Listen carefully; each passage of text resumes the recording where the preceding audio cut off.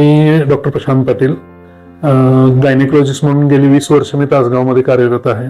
प्राजक्त hospital म्हणून माझे firm आहे, तिथे मी गायनेकोलॉजिस्ट म्हणून काम करतोय. मी स्त्रीरोग तज्ञ आहे. ग्रामीण भागात स्त्रीरोग तज्ञ म्हणून काम करताना आता मी हॉस्पिटल माझं साधारण 20 बेडचं हॉस्पिटल आहे. माझ्याकडे अगदी स्त्रियांच्या कॉमन कंप्लेंट पासून अगदी कॅन्सर पर्यंतचे सर्व जे काही उपचार आहेत ते होतात. बेसिकली सांगायला हरकत नाही, माझ्या आमच्या प्रॅक्टिसमध्ये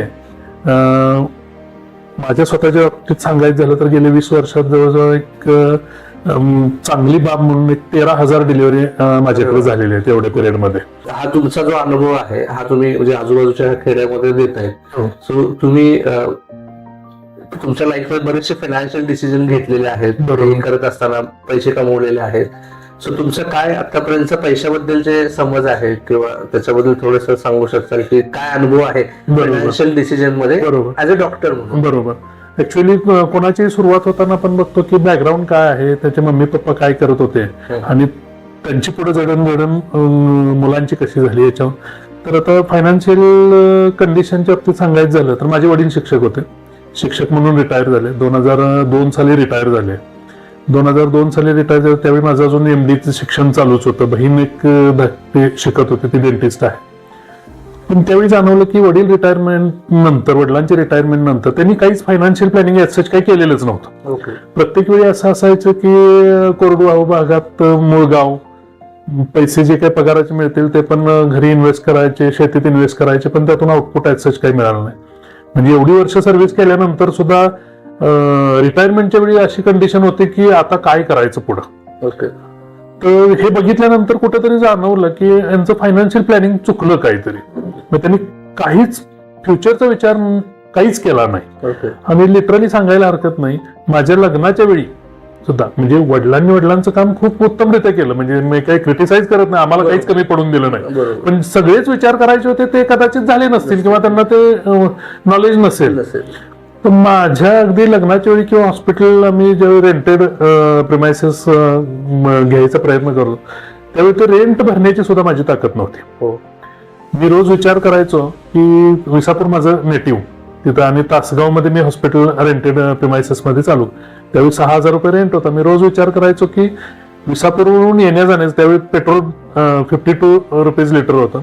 रोज 1 लिटर पेट्रोलचे पैसे जरी 52 रुपये निघाले तरी हरकत नाही, असा विचार करून पुढे गेलो.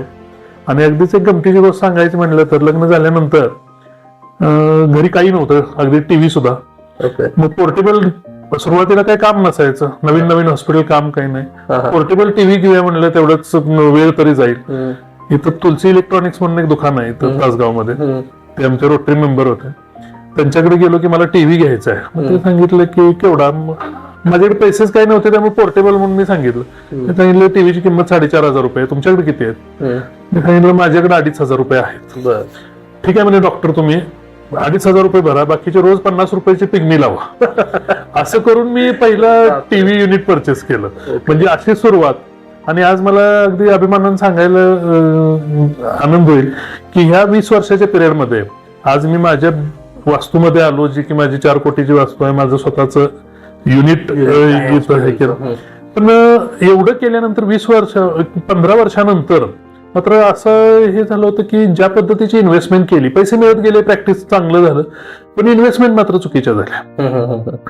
म्हणजे काही ऍडवाइस न घेता आपल्याला जे कळतंय की जुन्या गोष्टी काय चुकल्या होत्या, वडिलांनी कुठं काही पैसे ठेवले नाहीत, वडिलांनी प्लॉट घेतला नाही, वडिलांनी बाकी कुठली इन्व्हेस्टमेंट केली नाही किंवा गोल्ड मध्ये केली नाही, असं वाटायचं जे केलं नाही त्यांनी ते आपण करूया म्हणजे ते भरवून निघेल.